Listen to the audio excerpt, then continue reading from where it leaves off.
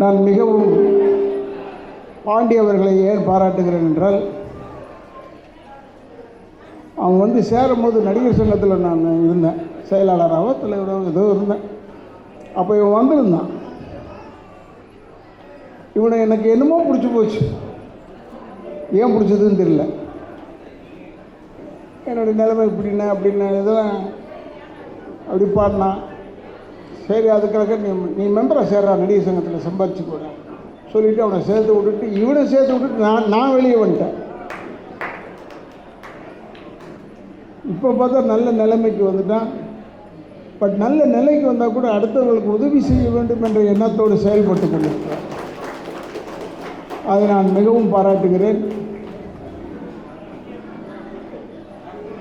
அவனுக்கு உதவி செய்கிறோமேன்றது யார்கிட்டையும் பேச மாட்டான். எங்ககிட்ட வந்து அந்த வணக்கம்னேன்னு சொன்னாலே பயமாக இருக்குது.